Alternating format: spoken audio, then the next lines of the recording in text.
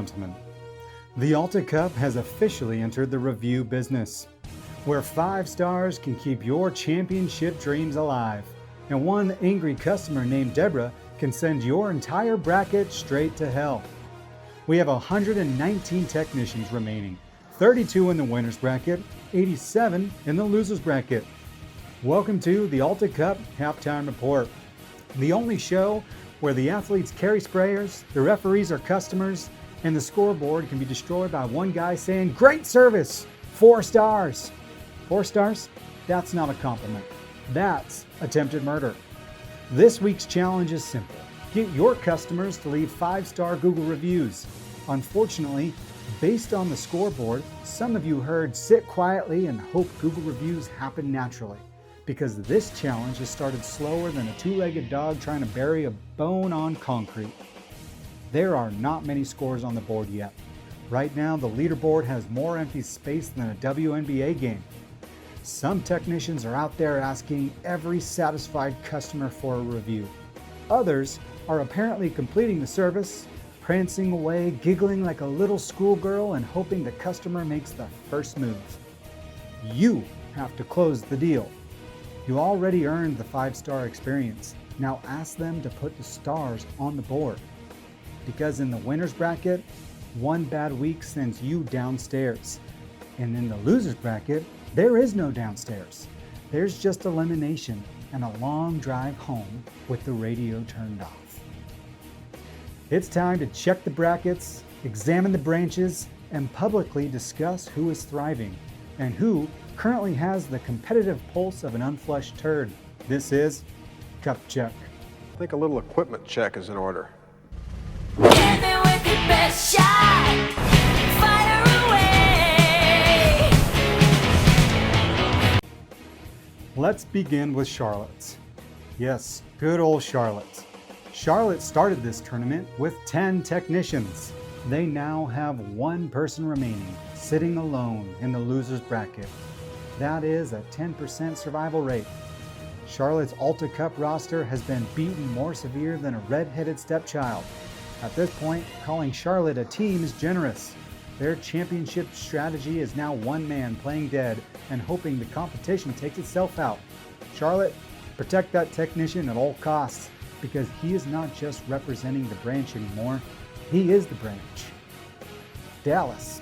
Dallas has 5 of 19 technicians remaining, just over 26% of the original field. Everything is bigger in Texas except Dallas's surviving roster. Dallas entered this tournament like a herd of cattle and has slowly been turned into a 5-piece combo meal. 1 technician remains in the winner's bracket, which means Dallas currently only has 1 functioning smoke detector in a house that is already on fire. DC has lost over 70% of its technicians, with nobody left in the winner's bracket. 5 technicians remain and every one of them is living in the loser's bracket. DC has more people on the brink of elimination than Congress has unfinished paperwork. It's a little political joke for you I worked in there. The entire branch is competing with 1 foot in the grave and the other foot slipping on a banana peel. Nashville still has 5 technicians competing, but only 1 is in the loser's bracket while 4 remain up top. So Nashville is confusing. You have a strong winner's bracket presence, but only 38% of your original team remains. Nashville is basically a country song. A few good men, a lot of people gone, and somebody's crying beside a truck. Now, let's zoom out and look at the regions. The West region currently has approximately 32% of its remaining technicians in the winner's bracket. The East region is sitting at just over 24%. East, you have the larger army, but fewer of your soldiers are standing on the high ground.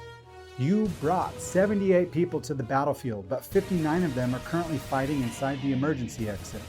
The East region has quantity. The West region has better seating. Right now, the East looks like a crowded lifeboat where everybody keeps politely asking who remembered the paddles. This is not necessarily bad news. The East still has plenty of technicians alive, but most of them are in the loser's bracket, which is like saying the building is still standing while ignoring the fact that every room is currently on fire.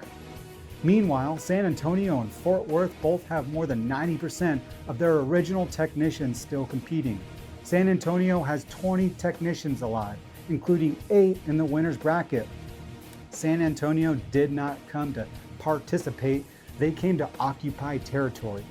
Fort Worth has 10 of 11 technicians remaining. Apparently, nobody told Fort Worth that people are supposed to get eliminated. Seattle is also sitting near 89% survival, while Knoxville still has roughly 77% competing. Those branches are not walking through the tournament, they are tracking mud across the carpet and refusing to take their boots off. Ladies and gentlemen, we've checked the branches in the cup, we've checked the regions in the cup, we're checking everybody's cup. This has been Cup Check. I think a little equipment check is in order. Hit me with your best shot. Fire away. Now folks, none of these numbers matter if you do not produce this week. The Google Review Challenge is still wide open. The scores are low, the board is quiet, and that means one strong day can completely change the standings. There are 119 technicians left, but that number is about to shrink again. The winner's bracket is getting tighter.